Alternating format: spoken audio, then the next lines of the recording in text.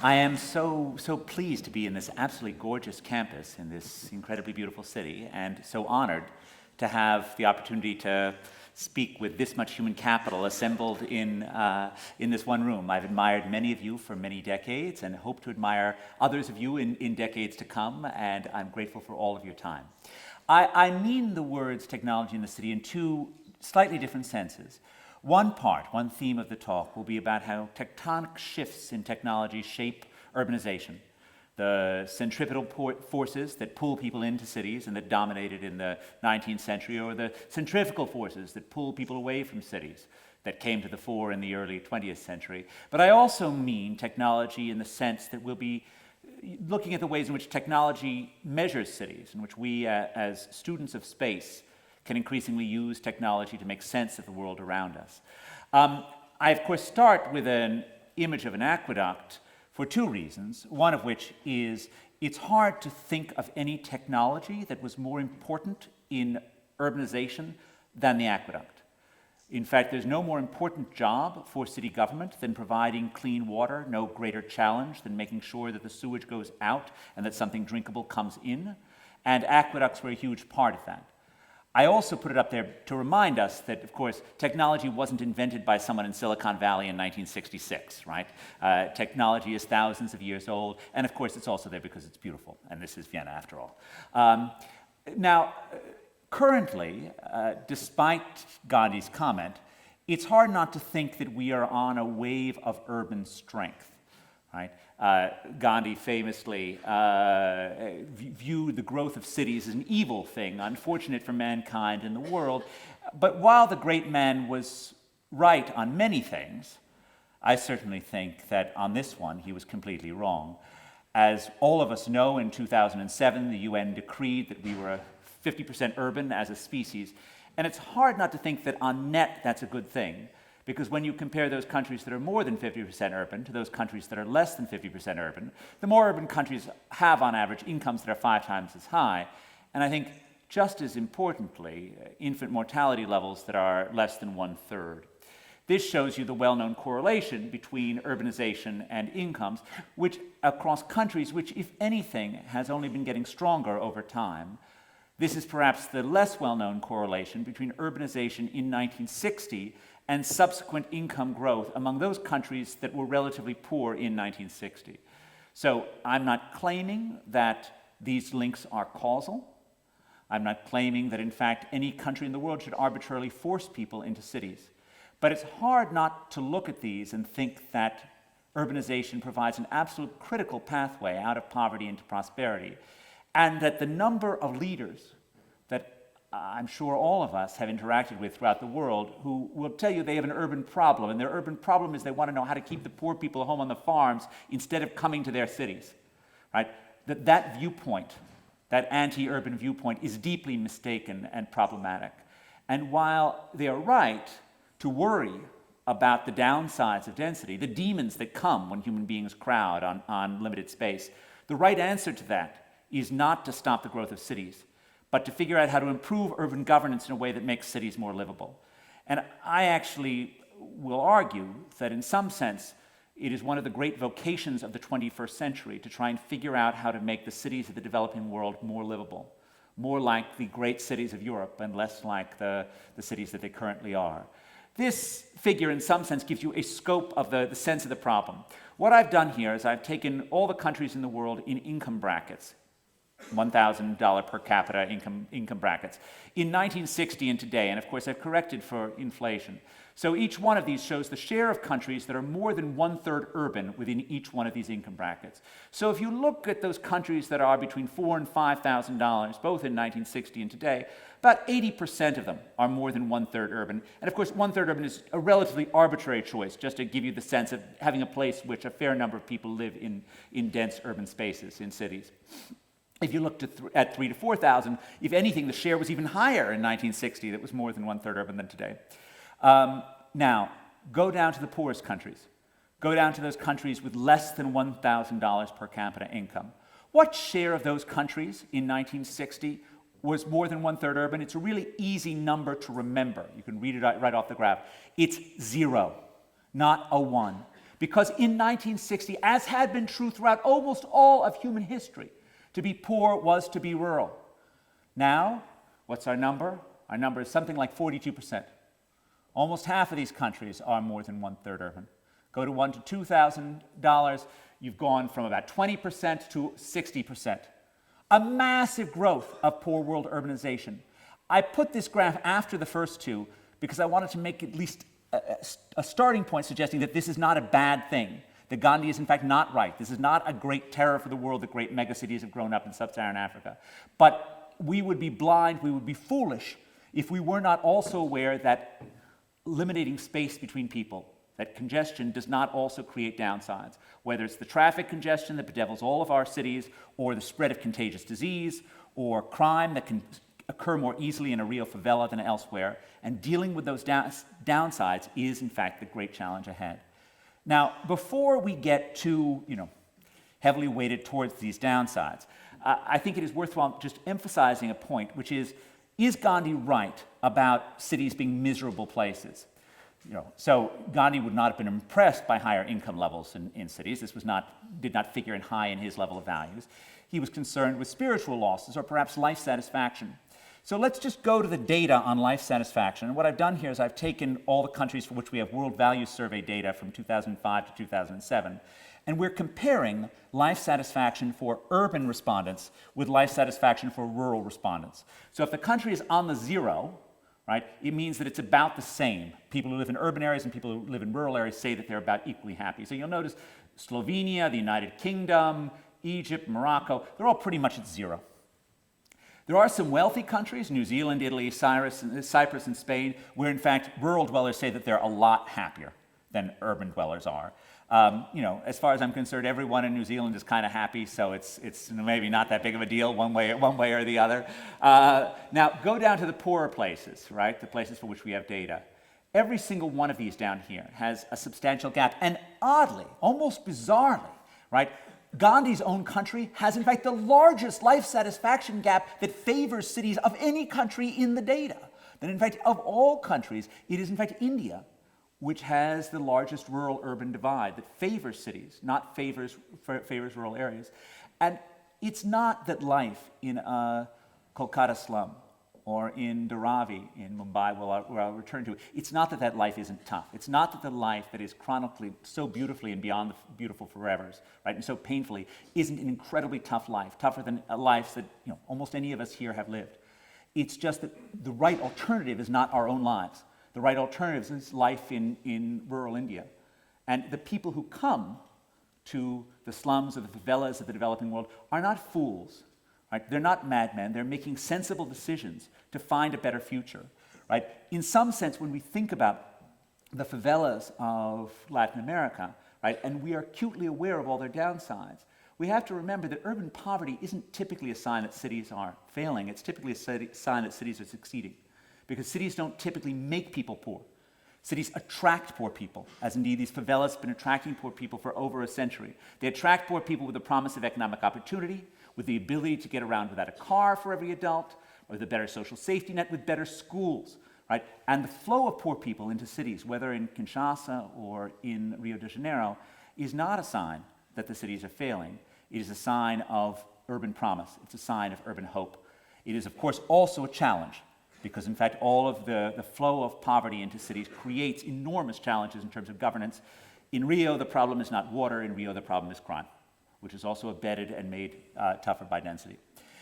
Now, this growth of the urban world, right, is part of this ebb and flow, this dance of technologies between centrifugal and centripetal pushes.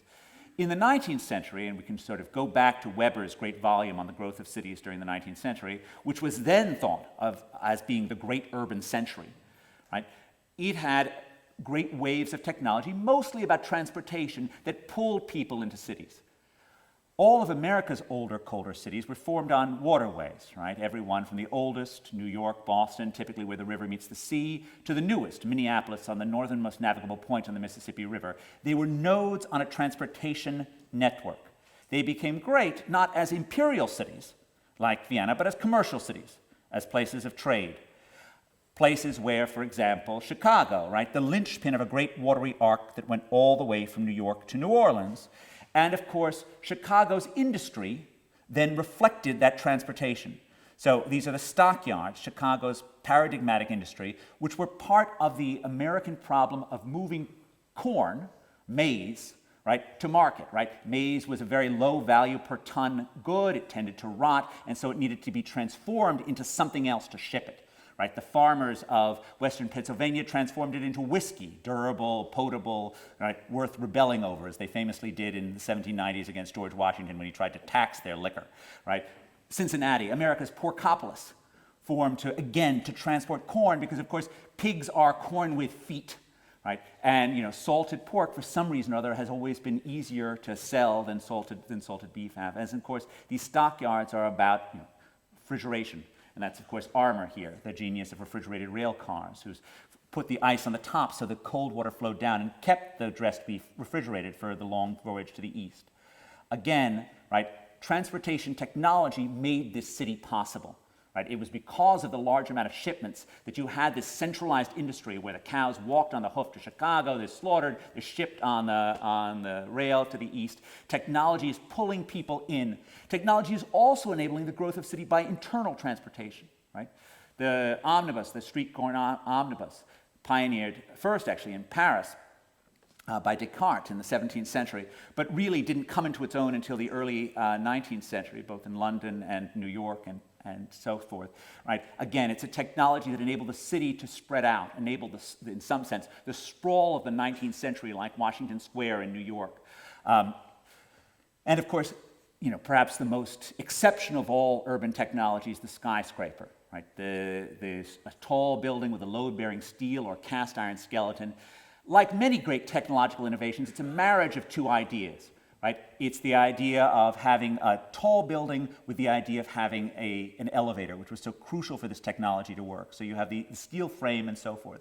Now, one of the reasons I love the example of the skyscraper is that it reminds us of what cities do that are exceptional in terms of creating these chains of collaborative innovation that are really responsible for humanity's greatest hits, from Athenian philosophy to Facebook.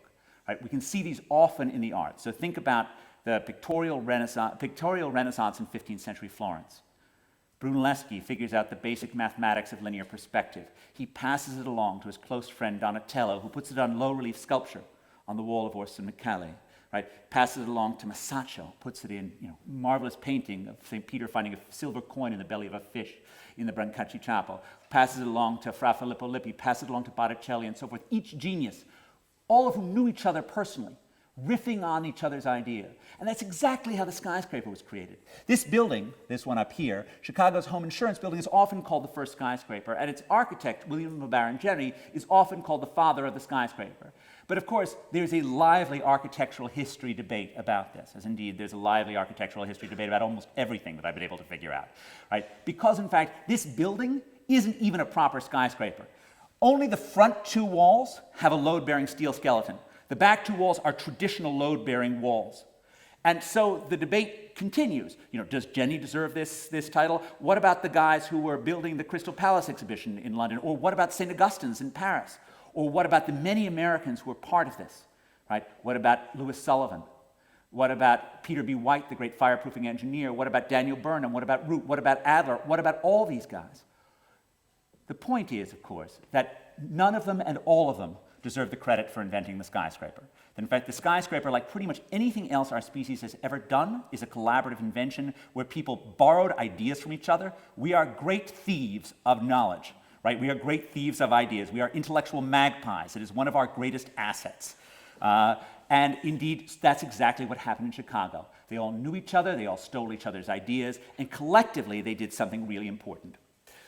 Now, as we move from these centripetal ideas of the 19th century to the centrifugal 20th century, we had a different type of innovation. Now, Ford's Detroit was just another example of these collaborative creativity, right? Detroit's not just about Ford, it's about David Dunbar Buick, it's about Ransom E. Olds, it's about Billy Durant, nearby Flint, it's about the Dodge brothers, it's about the Fisher brothers, it's about a whole cluster of genius, all of whom took this German idea, right, which is something that Americans never like to be remembered, that we in fact did not invent the car, take this German idea but make it cheap, but make it affordable, which we did in fact do, for good and for ill, obviously. And Ford was at the center of this, and he was, as a young man, of course, trained by the city. He came to Detroit to learn about cars, and his invention, this automated assembly line, was in a static sense incredibly good for the city. Made Detroit incredibly productive, created $5 days for ordinary workers, made in some sense the American war production of World War II more functional, and made by many measures Detroit the most productive place on the planet by 1950. But think about how antithetical this is to urban form. This type of walled-in factory, separated from the outside world, is sort of, the opposite of what cities are all about. Cities are about connections, cities are about small firms, smart people, and connections to the outside world. How different from this is the plant. And this rise of these factories created this brief moment in which you had urbanized industry on a large scale. And then, of course, as transportation costs decline, this factory doesn't need the city, it doesn't give to the city, it moved to lower cost locales. Right? And this is the real cost of moving a ton of mile by rail in the 20th century, which declined by 90%. And whereas it made sense to put a factory in Detroit near the Great Lakes in 1900, it made no sense by 1960. And so you moved first to suburbs, then to low-cost states in the American South. The great work of Tom Holmes comparing counties on pro-union and pro-firm sides of lines of state lines shows the incredible responsiveness of industry growth to having pro-business policies. Right? And of course, industry moved outside of the US altogether. All of this was created by further improvements in transportation costs, which proved in the 20th century to be centrifugal rather than centripetal. And of course, it's not just about the movement of industry to lower cost locales, it's about the movement of population outside of the city core. It's about the car, and it's about rebuilding space around the car. And of course, this is not just an American thing. America is not just the only country with sprawl in this world, right? This is Paris, and no, that's France, and that's Canada. Right? Of course, we are particularly good at it in America. And of course, we built the infrastructure that goes along with it. The work of Nate Baum-Snow reminds us that each new highway that cut into an urban core after World War II reduced the central city's population by about 18% relative to the metropolitan area as a whole. Right? Public policies that subsidize infrastructure are essentially pushing people away, subsidize this type of infrastructure, of course, pushing people away from city centers. They're providing once more centrifugal technologies. Another way of thinking about this, of this declining transportation costs, of in some sense a flattening of the world, is that it enabled urban spaces to move, particularly within the US, particularly in areas in which there were huge differences and not strong ties to region as in Europe. It enabled spaces to move to areas, people to move to areas which had a consumption advantage rather than a production advantage. Right? That whereas in 1900 you needed to be close to the coal mine, you needed to be close to the waterways, by 2000 you could pretty much move wherever you wanted to live. You could move to Las Vegas, you could move to Phoenix, you could move to any place that had consumer amenities that were attractive. In Europe, we're used to thinking of these consumer amenities as intimately tied to things like the opera in Vienna, or other things that are about man-made cultural amenities. In America, we have less of those, of course. What we have is weather, right? And there's no variable that better predicts metropolitan area growth during the 20th century than January temperature, which is, of course, this huge rebalancing from producer cities to consumer cities. You see this also in the happiness data. So these are happiness gaps across the US, which, again, I see as sort of a reflection of what's going on in terms of consumer amenities.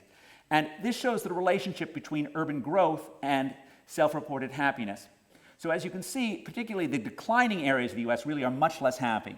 Among fast-growing areas, there's not much difference. But at this scale, there's a strong positive effect. What's interesting is it turns out that the declining areas were unhappy first. It's not that Detroit is unhappy because it's declining. It looks like Detroit is declining because it was unhappy. When we go back and we look at happiness data from the 70s or even census data from the 1940s, the unhappiness of the older, colder cities in the US, particularly these sort of inland industrial cities, seem to occur first. Turns out the same pattern between happiness and urban growth, with the kink around zero, holds for the UK as well as the US. It's actually the same basic pattern. Hit with the move to sun and sprawl, America's older, colder cities were in great trouble in the 1970s, fiscal distress, much more so than in Europe. But of course, I remember London well from the 1980s, and London didn't look like it was headed for any great future either. These were the 10 largest cities in the US, not metropolitan areas, these are cities. So their decline is reflecting both suburbanization and the move away from these areas. But 8 of the 10 had lost at least 20% of their population by now. Only New York and Los Angeles, which is sui generis, stands differently. The amazing thing in some sense is that this narrative of ever-declining transportation costs leading to ever wider dispersal of population, a narrative that was kept up in the 80s and the 1990s by the cyberseers and techno-prophets who predicted that information technology would make face-to-face contact completely obsolete, and we would all just live in electronic villages and dial it in from whatever, using whatever technology of the moment worked. That didn't happen. That while everything seemed so strongly centrifugal in the 1980s, cities have had a remarkably good 30 years. And this is true, of course, both in Europe and the US. It's true both for Seattle and for Milan. And of course, you can see this in the data. This is US, this is EU. The blue line here is the relationship between income and density, right? And the densest tenth of America's counties have incomes that are on average 50% higher than the least dense have, and population growth. And that's the same thing that's true for the EU. If anything, the density relationship with the EU is even stronger. And of course, I'm just showing this in a broad brush, but as we all know, there's a vast literature documenting the strength of agglomeration economies, and that they have not in any sense gone down over the past 30 years in the US or the EU. When we try and understand what's going on, why cities have come back, why those cyberseers were incorrect, I think at least one plausible hypothesis is that what declining transportation costs have done, what a more complex world has created, is that it's created a world in which face-to-face contact is actually more, not less valuable, because the returns to human capital are higher. We are a social species. We get smart by being around other smart people. This is why universities remain important. This is why cities remain important. Cities allow the transmission of information on a daily basis in a way that's just much less true in low-density areas. This is why, if you think about, of all the industries in the world that should be able to do away with face-to-face contact, right? It should be Silicon Valley, right? They should be Google. What company in the world should be able to send people home and say, you don't need to show up anymore? More than Google. And yet, does Google do that? No. They buy this vast Googleplex. They buy 1.5 million square feet in downtown New York, and they try to get everyone there all the time. Because this is how creativity works. Is that we're with each other, we learn from each other, we connect with one another, we don't go away. Every one of us in our daily lives has experienced the magic of learning from someone near to us. This is what cities do, and in a world in which that learning is more valuable, face-to-face contact is more, not less valuable. And the more complicated the idea is, the easier it is to get lost in translation. And anyone who's ever taught and I know almost everyone here has, right? The hard part about teaching is not knowing your subject material, it's knowing whether or not anything you're saying is getting through. Right? It's knowing whether or not your students are getting any of it, right? And face-to-face contact just makes that a lot easier. That's why, Mayor Bloomberg has the Wallace office at Bloomberg LLP. Now, these urbanization relationships that are well known, these agglomeration economies, I'm doing a slight twist here. We know a bunch of facts for the developed world, but as we think about the developing world, we suddenly know much less. And one of the things I've recently been working on is trying to put together to what extent are the facts that we know for the developed world also true for the developing world. So one of the biggest facts we have is the existence of these agglomeration economies. And one of the things that I've done is to try and see, are these coefficients roughly the same for the US, Brazil, India, and China? And they're actually very, very close. Coefficients about 0.05, 0.06 seem to be true for all three of these countries. So there is some evidence that at least some of the knowledge, as the world urbanizes, some of the knowledge we've gained from the West will also be usable. But there are other areas in which we just don't know. And now I'm doing a slight interlude to technology to measure cities. Because part of the issue with the developing world is we actually don't know what the incomes are. And we don't know how patterns of income, patterns of wealth and poverty look. But we do increasingly have pictures. So I'm going to talk a little bit about how we can use pictures to measure the spatial patterns of wealth and poverty in the developing world. But to do that, I need to give you a little bit of a background on this, which is the fundamental tool that I'm going to be talking about is Google Street View, right? So Google has sent out these cars with these cameras throughout the world, 3,000 cities, 100 countries across the world, high-resolution imagery at the street level. They've also tried to keep the weather constant. They've tried to make sure that it's a bright, clear day at all points in time. So gradually, we've been moving towards a world in which Google street-level images can actually replace nightlights, which has been the backstop technology for trying to measure wealth and poverty in places where you have no government statistics that are worth anything on the street. So the key is to combine Google Street View and computer vision.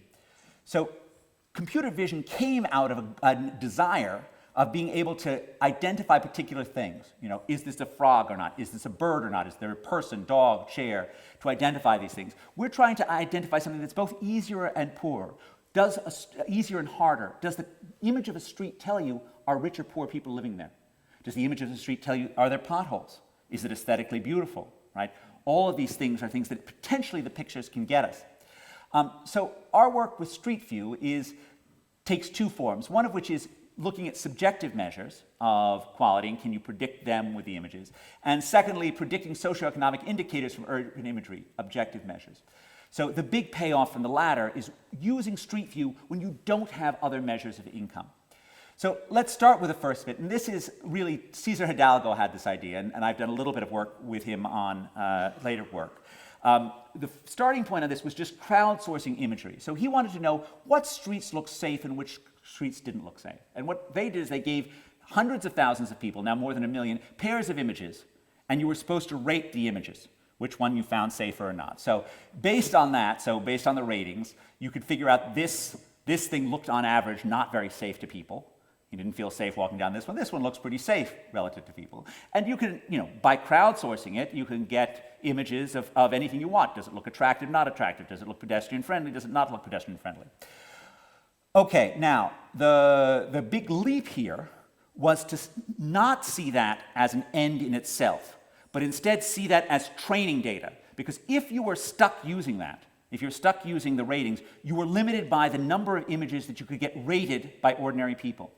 And the leap was done by a co-author of mine, Nikhil Naik, who was a student of Cesar's at the time, who said, I know what to do. I'm going to use computer vision algorithms to just regress, essentially, regress this perceived safety on the pixels. So essentially think about this as a regression where you feed in data where you've got an image. The image is marked by a matrix of the things in the pixels.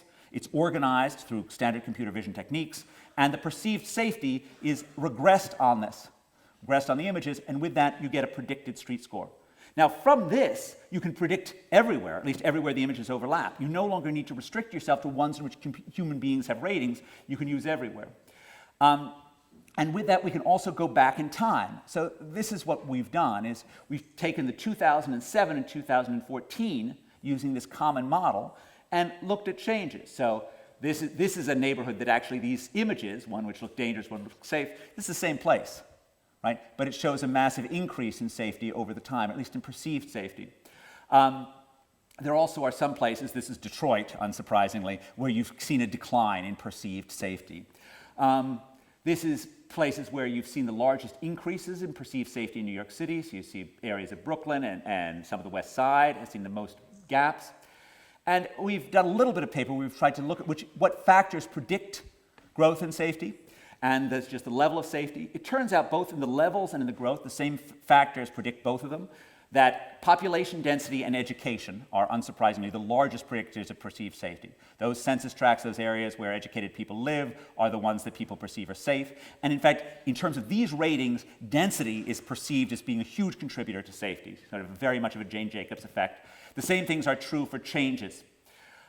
If I look at changes in other variables, the other thing that really comes through is adjacency matters. So if you're surrounded by educated areas, you have an increase in your perceived safety. If you're close to the city center, you have an increase in your perceived safety. So this is just for 5 cities, but we see the streetscape changing, and we're measuring it in ways that we couldn't have measured before we had these technologies. The other thing we've done is we've tried to use this to predict income. Now, at this point in time, this is just a proof of concept, because no one cares about being able to predict income from images in New York City. We got what the incomes are. We don't need to predict it from the images. What we want to be able to do is to do this for Bangladesh. But if you do it in New York, we can do exactly the same thing. We regress the income on the pixels, and you get a heck of a fit. In all cases, because the risk for overfitting is enormous, you always have to split things between a testing sample and a training sample. So this is the testing sample, which is an 85% R-squared. If you do this on the training sample, you get an 81% R-squared. So you can explain over 4/5 of the variation in income with the pixels. Right, which is vastly better, for example, than if you tried to predict it just with demographic characteristics of the census tract. Somewhat amazingly, the New York trained model also does an incredibly good job for Boston. An R-squared taking the New York model to Boston of 86%. So there's promise in this, but I will say we've been messing around with Indonesian data, where, remember, we need both images and then some match survey data, so you need to train off some data, and the Indonesian data has not been coming nearly as well. So I would say it is very much not proven that we can use the same technology to measure wealth and poverty in the developing world. The issues may just be different. We're now moving to Chile, which seems like it's less daunting than the slums of Jakarta. Right, this is just making the case of this. Okay, back to the arc. And of course, the fact that skills are such a good predictor of urban success goes along with this view that it's about cities as being centers of knowledge, centers about idea creation. This is, of course, the skills relationship with population growth within the US across counties. If you look across the US, Brazil, India, and China, interestingly, the skills relationship with growth is actually much larger in Brazil than it is in the US, both for population growth and for income growth. So if anything, skills appear to be even more powerful there. In China, the effect on population growth is huge. The income effect is negligible. And in India, it's fairly small. So India has much less of a population growth effect, and we don't actually have income growth. So I would say the skills growth facts are less reliable. But where they do show up, they're much larger than in the US. One of the things that's fun with Chinese data is that we have a very long history here.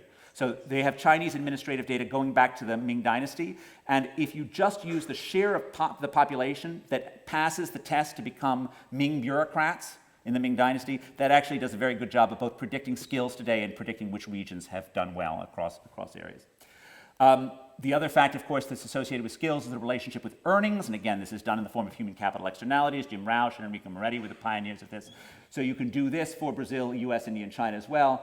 And you see large effects everywhere. If anything, the coefficients are much larger in the developing world than in the US. So if anything, skills appear to be even more important for urban success in the developing world than they do in the US. And this is, of course, just skills and per capita GDP, which is incredibly strong.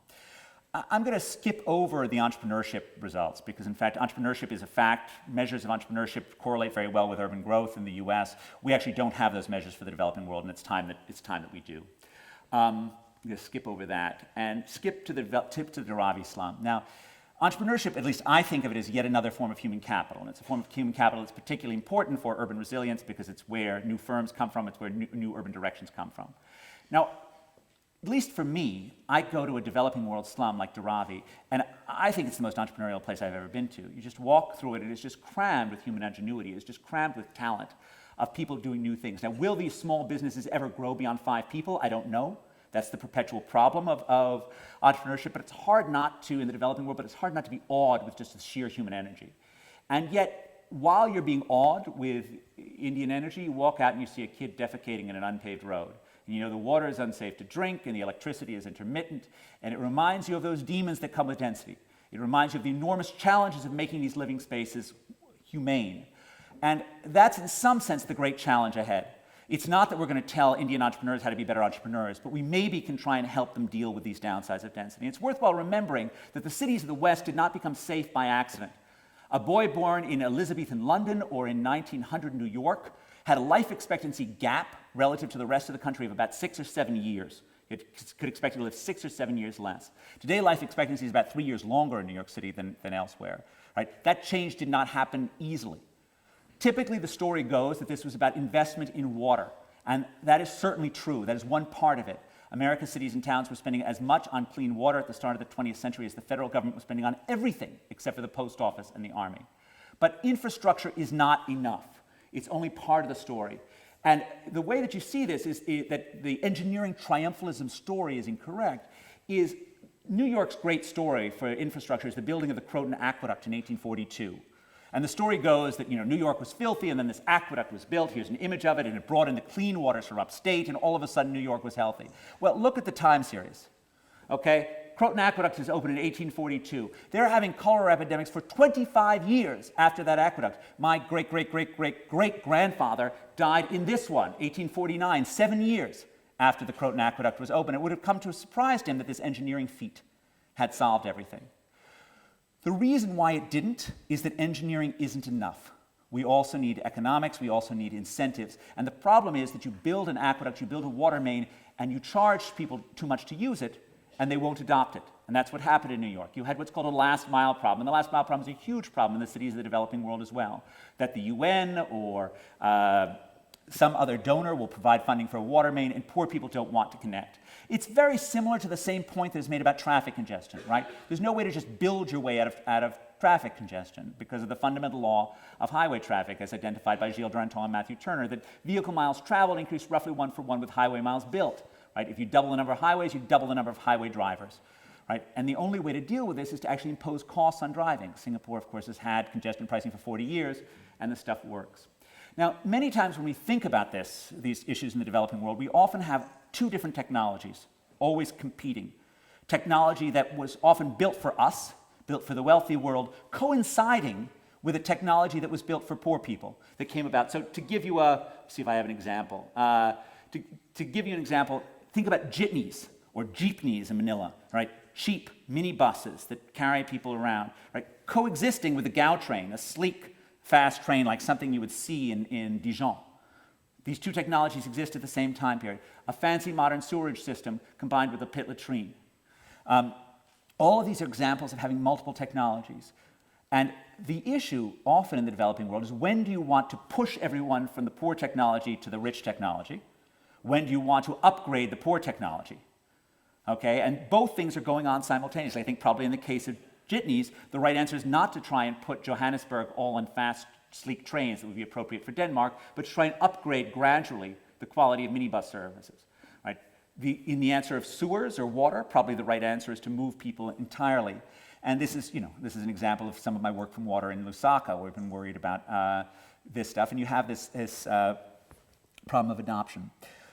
This is from a paper with Giacomo Ponzetto and Nava Ashraf, and this is the only economic theory that I'm going to give you, but it's sort of, I think, important for thinking about this. That if you're trying to engineer adoption, you built this thing, you built this water main, the people aren't connecting to it. You've got two options. Either you subsidize or you penalize non-adoption.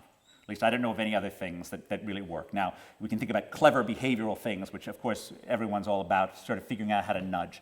But the basics of this are you either have to bribe people to do it, you have to subsidize, or you need to penalize them.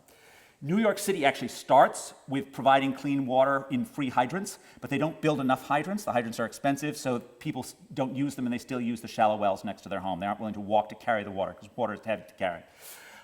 New York only gets it to work by actually penalizing landlords who don't use the sewers, who don't connect to water. Now, what this graph is supposed to tell you is along this axis is supposed to be the quality of the executive branch, so how well you can do subsidies without waste. And no, along this one is the quality of the executive, is the judiciary branch, how well you can use penalties without corruption and extortion. And along this axis, it's how wasteful the executive branch is, how wasteful subsidies are. So if the executive branch is sufficiently competent, so this is down here, you just use subsidies. If the judicial branch is sufficiently competent, which is up here, you can do fines. But if you're in this intermediate range, and if you're down here and everything's awful, you have no adoption. But if you're in this intermediate range, the right answer is a combination of the two. And this is the sort of point that I want to get across. You want fines that are very mild, that are not subject to abuse, and particularly are not going to lead to extortion of the innocent, right? Because if you're extorting both innocent and guilty, then you've lost any incentives to adopt. So you need mild fines, which is completely opposite of what Gary Becker was emphasizing in his 68 Crime and Punishment, of sort of having heavy fines that you push things up. So you don't have to have a high probability of detection. You need the fines that are small enough so they're not going to be abused. And then you have to make up for the rest with subsidies. And in the case of, let's say, open street defecation, I'm very fond of pushing the idea of punishing kids who defecate in the street with making them spend an hour doing math problems in a community center. Something of that nature that's by and large benign, but not, but still likely, if they're anything like my kids, to be seen as being a heavy punishment indeed. Okay. Bus rapid transit has obviously been a huge plus. I'm going to skip the stuff on homicides and just make two last points before I finish up. One of which is, we haven't talked very much about the physical side of the city. And of course, we're surrounded by this amazing architecture, so it's easy to sort of think about this. When you think about cities, particularly in the developing world, there are two rival errors. One of is NIMBYism, not in my backyardism, and I think I've made this point over and over again, but artificially restricting the growth of cities means that they become too expensive, then they risk becoming boutique towns only for the wealthy. If it's Mumbai, it's not that it becomes a boutique town, it becomes a dysfunctional town.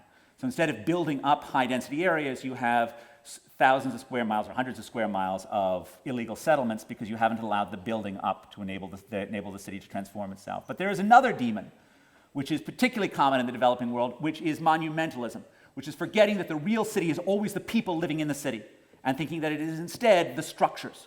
So think about, despots throughout history that have built great towers to monumentalize themselves, and this goes on. This can be done through private folly as well as public folly in lots of different ways. I'm going to skip over this, but certainly when we think about the world of China right now, we're in the midst of what may be the world's greatest housing boom, maybe the greatest focus on sort of physical structures, and certainly the public sector has played a role in making that happen. And these are people lying out, desperate to get units in a residential project. This just gives you a sense. I'm comparing the US versus the Chinese housing price growth. First, second, and third tier cities for China are up here. These are the US ones. US is 96 to 2006. China is 2003 to 2013. The point of this is the price growth is vastly higher than in the US, right? The US housing boom was nothing than what China has been experiencing in terms of price growth. Secondly, this is Chinese construction, again, during the past 10 years versus US construction between 96 and 2006. This building boom is just extraordinary in terms of its quantities. Now, in one sense, right, this is a country of 1.3 billion people. They need to build to urbanize. On the other hand, the structures often seem very mismatched with current needs, built on a level of luxury and high-end space that is not at all where many of the current residents are. And one of the ways of getting at the mismatch is just the huge rise in vacant inventories. And we've tried to measure this in two different ways. One of which, there are two ways in which you get vacancies in China. One of which is you have developers who hold units rather than selling them, because they typically get more forbearance from their lenders, who are typically public, than American developers would, so they're able to leave them empty rather than causing a run on the market by selling them quickly. The other thing is that investors buy units and leave them empty, which is something that's just very different from the US and much of the European model, that you will own a unit for 20 years now and leave it empty. Now, I'm not predicting a Chinese housing bust. I don't know what will happen, and I believe actually that if the Chinese government were to radically shut down new construction, prices could easily stay high. This is a country that will be urbanizing, and this is a country that's moving forward. Our estimates that come from a paper we've been writing lately suggest that if you do have continuing large supply in lines with recent things, it's hard not to think that there will be some form of adjustment. But again, it's hard to know. But certainly, if you think about sort of building, there's both the underbuilding, which is the Indian case, and there's the potentially significant overbuilding that occurs in other parts of the world. Last point, and again, we heard a lot about greenness, and I think it would be a mistake for me not to end by emphasizing that even though cities look brown, they are actually often green. And in fact, the right answer is not that low-density dwelling is somehow or other the right answer for carbon reductions. And I like to make this point with an anecdote about a young Harvard College graduate who, on a beautiful spring day, went for a walk in the woods outside of Concord, Massachusetts. And he did a little fishing, and the fishing was good because there hadn't been much rain lately. But when he came to cook the fish into a chowder, a soup, the wind flicked the flames to the nearby dry grass. And a fire started, and it spread, and it spread. And by the time it was done, it was a raging inferno that had burned up more than 400 acres of prime woodland. The young man was castigated in his own time as an enemy of the environment. The Concord Freeman, the local paper, called him a flibbertigibbet, which I think was pretty bad for 1844. And it's hard not to think that they were right? I can't think of any young man living in the same time period who did as much damage to the environment as this guy did, burning up hundreds of acres of woods. Yet, of course, today he is revered in America as the secular saint of American environmentalism. His name is Henry David Thoreau, and his book, Walden, preaches a gospel of what a wonderful thing it is to live surrounded by nature. Now, it may have been wonderful for Thoreau to live surrounded by nature, but I can't see that he did nature very much good by living surrounded by it. And in fact, I think an equally good lesson to draw from Thoreau's life is that we are a dangerous species, and if you love nature, you should stay away from it, as indeed Thoreau would have done a great deal of good for nature if he'd stayed home in Cambridge rather than living in the woods. Now, of course, I'm an economist, so I actually don't believe, I'm not a lifestyle consultant. I think that people should be absolutely free to choose wherever they live. And in fact, full disclosure, when I started acquiring small children about 10 years ago, I moved from about here, where I lived a fairly modest environmental life, to about here and started doing almost as much damage to the environment as Thoreau did, what with the driving and the home heating and all this other stuff.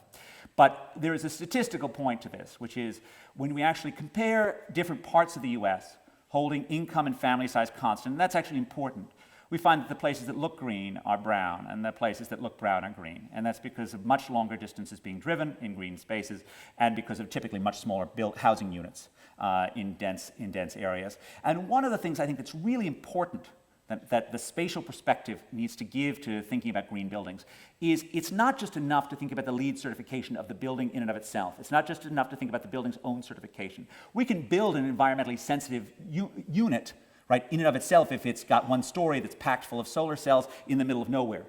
But that person will, as a functional matter, will drive everywhere they go, right? So in fact, even if the house in and of itself is environmentally green, the lifestyle isn't. And that's sort of a really important thing, is to think of this as a system. That in fact, you'd rather give up a bit of carbon emissions in terms of the structure to put up with the elevator if you get to take on less of the car. And that's the, as the great growing economies of India and China see themselves urbanized, this becomes the critical issue, right? If their per capita carbon emissions rise to that seen in the sprawling United States, global carbon emissions go up by 130%. If they stop at the level seen at wealthy but hyperdense Hong Kong, global carbon emissions go up by less than 30%, right? We have a lot to gain if these cities build up if these countries build up rather than out.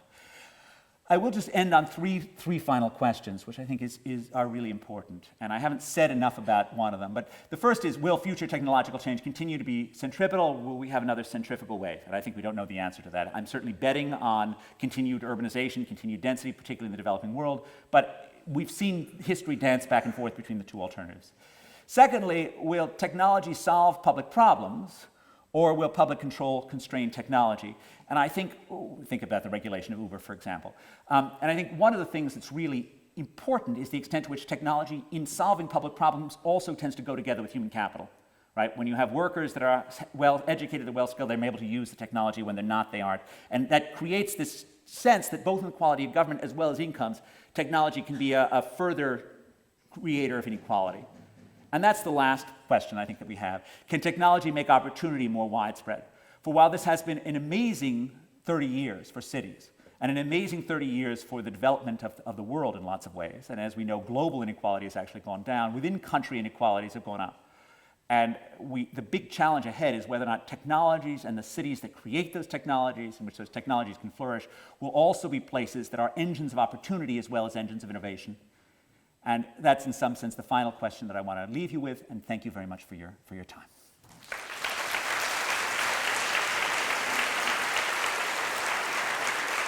Sure.